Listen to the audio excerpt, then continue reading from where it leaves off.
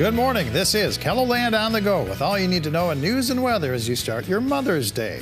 We also have your Boredom Busters coming up, but first, our top story. The threat of weekend rain didn't keep thousands of people from taking part in the Avera Race Against Cancer Saturday in Sioux Falls. Many of the 6,000 people who ran and walked in the 35th annual event included cancer survivors like Joanne Sowers, who was diagnosed with stage 4 esophageal cancer in 2018. At that time, her treatment was considered new. The immunotherapy wasn't something that is a part of it is now a part of the solution. It was not at the time. Sowers has taken part in the last 4 races and says it's amazing to see the community pull together to support cancer survivors. Saturday's event raised nearly $650,000. Races were also held in Yankton, Pierre, Mitchell, and Marshall, Minnesota. Mail carriers collected more than 53,000 pounds of food Saturday as part of Feeding South Dakota's Stamp Out Hunger food drive. The postal workers picked up bags of donated food left at mailboxes throughout Sioux Falls and delivered them to Hy-Vee stores and collection trucks. This is Feeding South Dakota's largest food drive of the year. KELOLAND Media Group will be hosting a blood drive outside of our studios at 13th and Phillips in downtown Sioux Falls tomorrow. It runs from 7:30 a.m. to 4 p.m., and there are still a few open appointments. This is part of the Flying for Life blood drive, which is a friendly competition between Avera Care Flight and Sanford AirMed to see who can get the most people to donate blood. The Sioux Falls School Board election takes place this week as voters decide who will lead the district.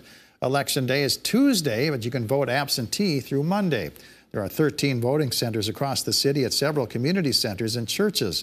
KELOLAND's Carter Schmidt spoke with both candidates running for a seat on the school board. You can read his interviews with Dawn Marie Johnson and Brian Matson, as well as find a link to the voting centers here on KELOLAND.com. Voters in Rapid City go to the polls next month to choose a new mayor. Incumbent Steve Allender isn't running for re-election. Allender is looking back on his 8 years in office that's been highlighted by growth in the city's population and infrastructure. But that growth also has been accompanied by a rise in certain crimes and a housing shortage. So overall, I think, Rapid City is a very promising city. I think we're realizing much more of our potential than we were 8 years ago. But we still have some ways to go. Allender started his career in public service as a police officer and eventually became Rapid City's police chief before being elected mayor. His last day in office will be July 3rd. Let's take our first look at the forecast now with meteorologist Scott Munt in the Storm Center. Good morning, Scott. Good morning, Perry. Good morning, everybody. We are looking at rain showers that will be off and on as we go through the day today across the southern half of the area. We'll have sunshine in north central and northeastern South Dakota, and temperatures will end up being a little warmer. Our rain showers will keep these temperatures in check. A high near 60. We'll say near 60 today in Sioux Falls, eventually falling to the middle 40s for lows tonight.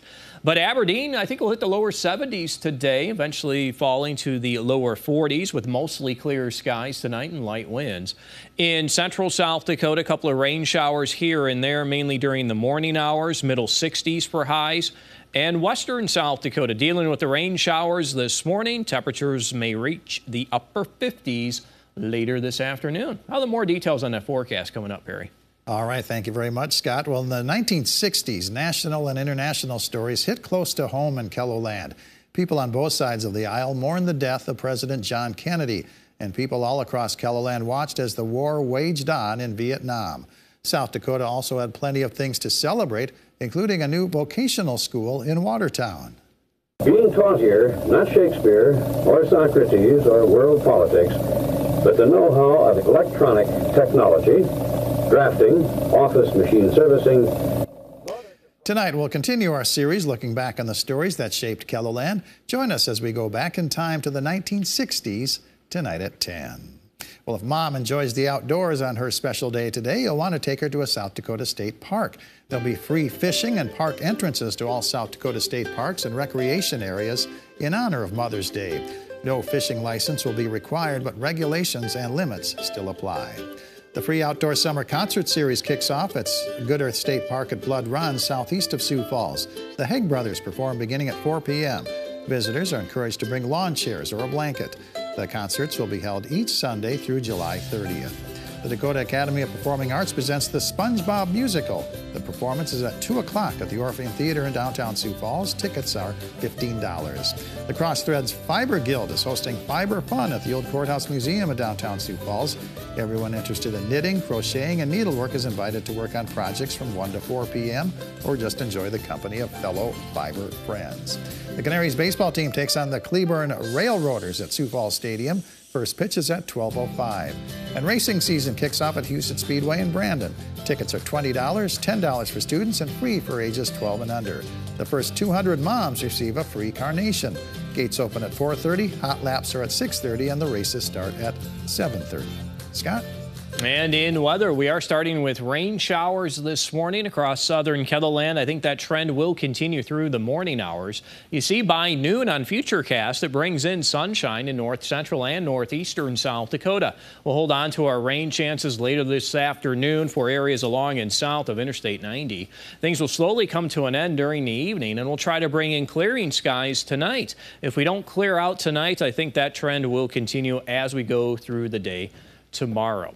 Our forecast for the additional amounts of rain, we may see around 1/10 to possibly a 1/4 inch along and south of Interstate 90. A 1/4 inch or more may show up in Yankton as well as Rapid City and areas to the south.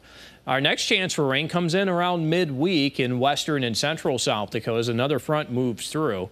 I think the rain may hold off until later in the day in northeastern KELOLAND and probably after sunset in eastern and southeastern South Dakota. And some of that rain may linger into Thursday. Now, in the meantime, your forecast for today, where we have sunshine in northern KELOLAND, temperatures will warm to the lower 70s with a thick cloud cover and the on and off rain showers. It will remain a cool day with highs in the 50s and 60s for the southern half of KELOLAND. And you can always check the details of the 7-day forecast while you're here online. Have a great day.